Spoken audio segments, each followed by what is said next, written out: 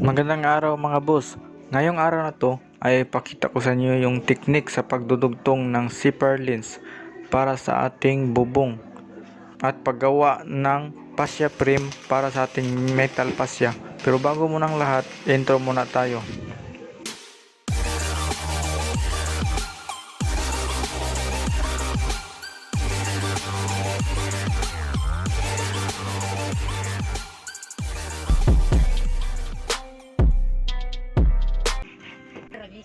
So unang-una mga boss, yung ating zipper lens is linisin muna natin yan. Kasi may pagka oily yan. At pagkatapos is pipinturahan natin ng red lead. Yan. So pag natuyo na ito is magdudugtong tayo. Sa bahay kasing ito is 7 meters yung lapad ng ating bubong. Yung zipper lens kasi is 6 meters lamang, kaya magdudugtong tayo. So sa teknik ng pagdudugtong, dapat may guhit tayo, yung ating guide. Yan. Para matuwid yung ating zipper lens, dapat may guhit tayong guide. Ganyan. So yan, ilalagay muna natin yung yan. So kailangan matuwid yung ating zipper lens mga boss, kasi dito natin ilalagay yung ating bubong. So hahanap lang kayo ng mga mabibigat o kahit anong mabibigat para hindi gagalaw yung ating zipper lens, at ready na ito sa ating pag-welding. So sa pag-welding mga boss, dapat malayo yung ground mo sa weldingan mo. So ito mga boss, simulan nating weldingan. So sa pag-welding mga boss, dapat naka-adjust yung amperahe mo sa 170 yung ginamit ko, para hindi kaya masyadong malakas at hindi mabubutas yung ating zipper lens. Yan. So huwag mo lang idiin ng masyado mga boss, kasi mabubutas yung ating zipper lens. So katamtaman lang yung pag welding mo.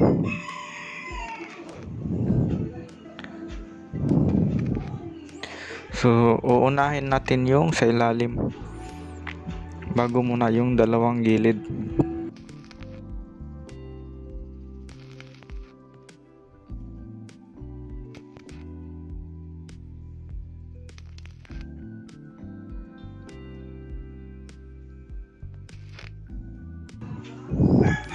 Okay, pagkatapos yan mga boss, yung sa gilid naman. Yung sa gilid kadalasan kasi mga boss is hindi pantay yung sa gilid. So dapat ang gawin nyo, gagamit kayo ng pliers para maipantay nyo yung sa gilid, kasi mas kailangan mapantay yun mga boss, kasi dyan natin ilalagay yung ating bubong. Ganyan. So pag napantay na yan, gamit yung pliers, i-welding natin yan.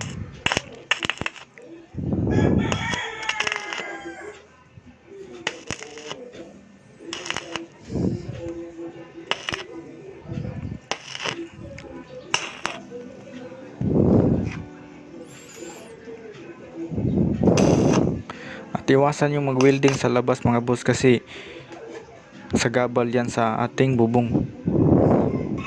Dapat sa ilalim lahat yung welding mo.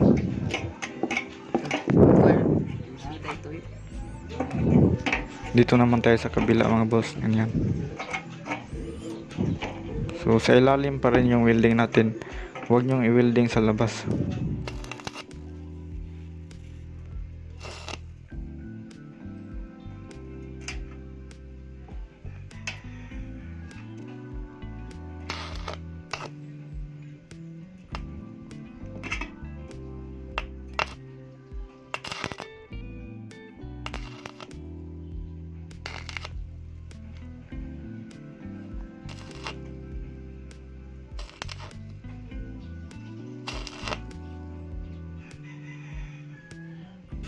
So pagkatapos niya i-welding mga boss, pag nailagay na yan sa itaas, lalagyan natin yan ng pintura.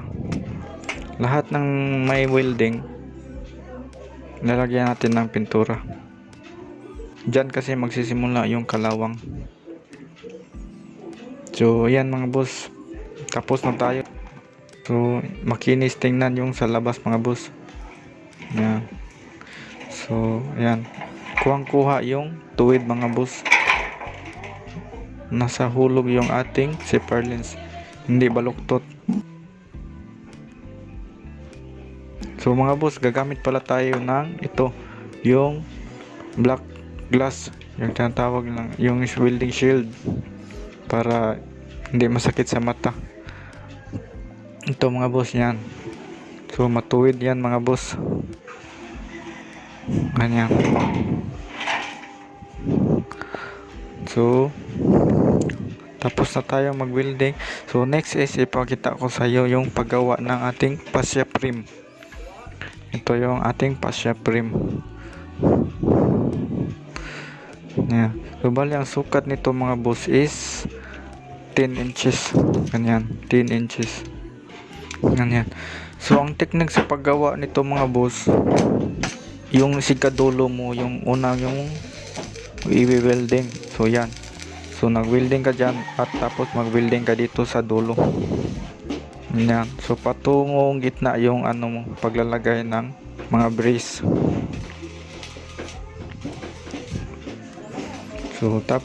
So ang ginawa natin ito is nagka-cutting tayo ng 10mm na bakal kasi naubusan tayo ng angle bar.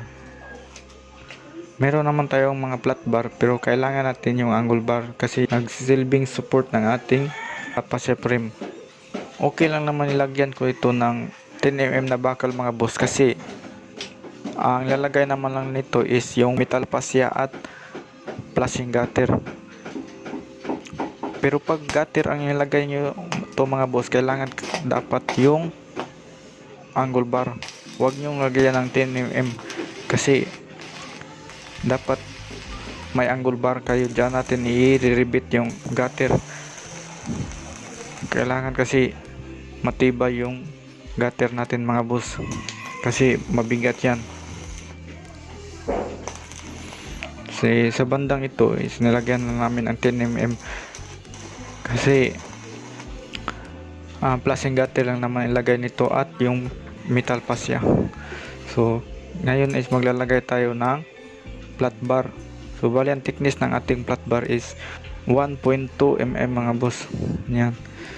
So i-welding natin yung ating flat bar kasi dyan natin i-rebit yung ating metal fascia at flashing gutter.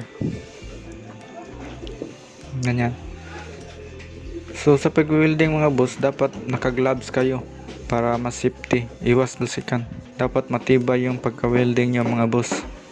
At nakasuot din dapat ng mask at naka-shades.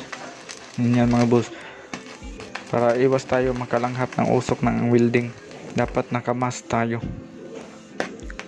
So tapos na tayong magawa ng ating metal fascia mga boss. Next natin gagawin is yung ating support ng ating zipper lens. Yan.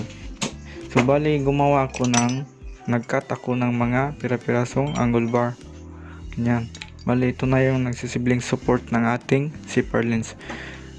Yan. So bali bali ito yung ating zipper lens. Yan. So ilalagay natin dyan magkabilaan. Ganyan. So ganyan. Dyan natin i-welding yan. So bali yung angle bar natin is 1.5 yung taas. At nagka-cut tayo ng 2 inches. Ganyan. 2 inches yung pagka-cut natin. So kunwari ito yung biga natin. Kasi wala na tayo yung trusses mga boss. Diretso na sa biga. Ganyan. Kunwari ito yung biga natin. Yan. So nakalabas yung dalawang reinforcement bar natin. Diyan natin ilalagay yung ating angle bar. At ipapatong yung ating zipper lens. Ganyan. Ganyan. So ganyan yung mangyayari mga boss. So i-welding natin dyan. Dyan.